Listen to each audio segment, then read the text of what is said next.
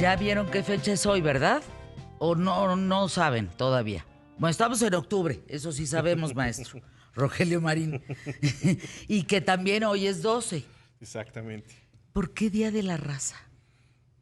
Pues Día de la Raza, principalmente por este encuentro impresionante que se dio de las dos culturas en este ¿El país, ¿no? sincretismo? ¿La Totalmente. unión en ese momento? Totalmente la unión y el nacimiento de lo que nosotros somos como, como cultura, como pueblo, como idiosincrasia, como forma de pensar, ¿no? Eh, Fíjate que Ujú. platicaba con mexicanos y con españoles. Sí, claro. Y a ambos bandos les decía, es que nosotros fuimos terribles también, o sea, nosotros no los recibimos hincados, con los brazos Por supuesto. agachados, ni Exactamente. no viéndolos a los ojos. Exactamente. O sea, nosotros fuimos salvajes en serio. Pues era estas cualidades naturales de cualquier cultura, ¿no? Cualquier cultura tenía Claro. aspectos positivos, aspectos negativos, los cuales tuvieron este encuentro totalmente exótico para cualquiera de los dos, ¿no? Desde su perspectiva. Y finalmente esto forja históricamente lo que nosotros somos, o sea, la mexicanidad que es intrínseca a nosotros y que no importa la ideología que tengamos o que hagamos, pues está dentro de nosotros, está en nuestros huesos, en nuestro ADN, en nuestra sangre, ¿no? Pero además nos queremos bien los españoles y los mexicanos. Exactamente, porque ¿Tú crees que era necesaria esa disculpa? yo creo que era necesario más que el rescate, yo creo que es necesario el entender desde otras perspectivas este encuentro, ¿no? Y de entender dentro de nosotros mismos lo que nosotros proyectamos hacia, hacia, hacia el exterior, ¿no? O sea, frenarse en eso tiene una connotación muy específica, pero lo que se hace, por ejemplo, en la actividad artística es llevarlo a otros puntos de encuentro, finalmente, más que involucren más el sentimiento y la sensibilidad hacia las personas, ¿no? Más allá de una disculpa o eso, es hermanarnos, ¿no? Pues es finalmente, es una cultura que finalmente en el sentido contemporáneo se encuentra con otra cultura. Finalmente el pueblo español es un pueblo que merece respeto y Claro. admiración, igual por parte del pueblo español hacia nosotros, pues este conocimiento Sí, que tiene que tiene ser que ver con mutuo. una investigación profunda, primero de lo que somos, para proyectarlo hacia otras personas, ¿no? ¿Crees, Rogelio, maestro, crees que de veras conocemos la historia en México? Porque lo que me doy cuenta es que hay siempre como una u otra parte, siempre como eh, desconocimiento, porque los contextos no se entienden, no se han aprendido, los motivos, Es que finalmente, las uh-huh. épocas. Es que finalmente creo que la contemporaneidad del sentimiento del mexicano, nosotros tenemos una idiosincrasia que nace de nuestras raíces profundas.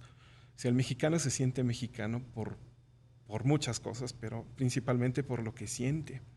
Creo que desde mi perspectiva artística y lo que se generó con esta propuesta musical de la cantata Cuitlahuatzin era eso, finalmente verlo desde otra perspectiva para revisitar históricamente muchos puntos a través de otras perspectivas. Estamos viendo imágenes bien bonitas. A ver, cuéntanos qué hiciste, qué montaje hiciste. El montaje que se hizo fue una cantata que fue una petición de la alcaldía de Iztapalapa y en ese entonces de su alcaldesa Clara Burgada, de una cantata que se hiciese,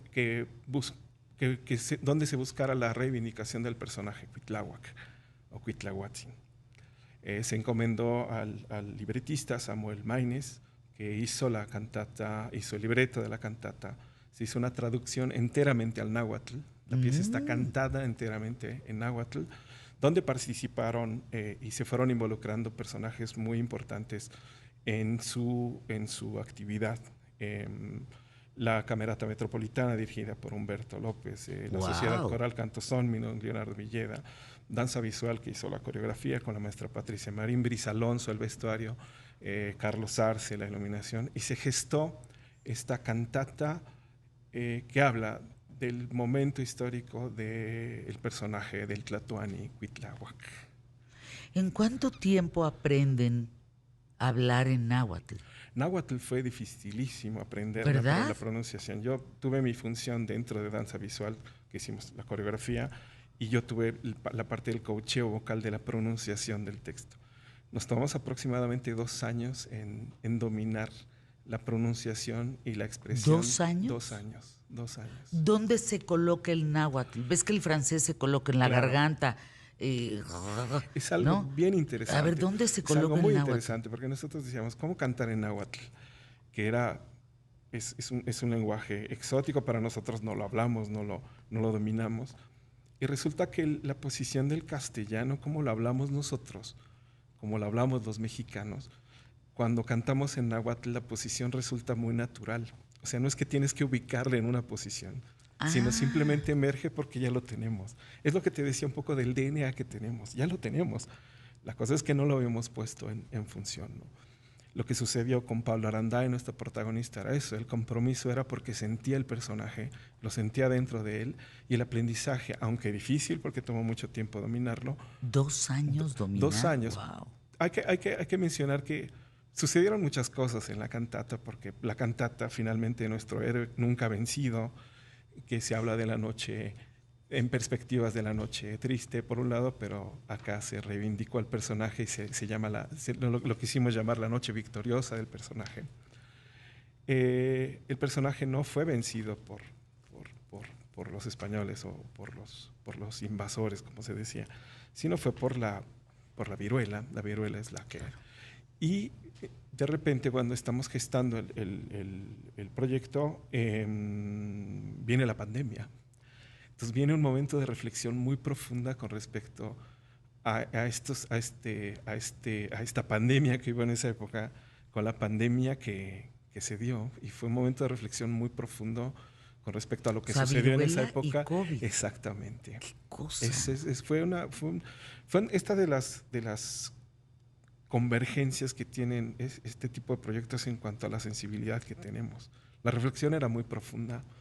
Y lo que decías del náhuatl, el náhuatl que parecía muy exótico, de repente a nosotros como cantantes nos resultó muy natural. Muchos de los... Oye, qué bonito eso que estás diciendo, Rogelio. Sí. Es como si ya lo hubieras sabido, nada más te costó 2 años en volverlo a agarrar. Pablo Arandái y muchos de nosotros, mi compromiso absoluto con el proyecto es porque descubrimos que era algo tan importante, tan trascendente desde el punto de vista histórico, antropológico, desde nuestra actividad como cantantes de ópera, que era muy importante gestarlo. Pablo Arandái dice, yo parece que nací para esto. Entonces el compromiso era absoluto de aprenderlo, de llevarlo, a pesar de muchas circunstancias, gestarlo. ¿Lo has vuelto a utilizar? El náhuatl sí, por supuesto. ¡Ah, qué bonito! De hecho, la trascendencia que tiene, nosotros en Danza Visual estamos haciendo un espectáculo que se llama El Camino del Colibrí, donde hay canciones en náhuatl y donde tratamos de recuperar leyendas prehispánicas. Entonces ya hay una trascendencia. Y esto para mucha gente, Pues para mucha gente que participa en el proyecto. te felicito sin duda alguna, Rogelio Marín, con esta gran puesta.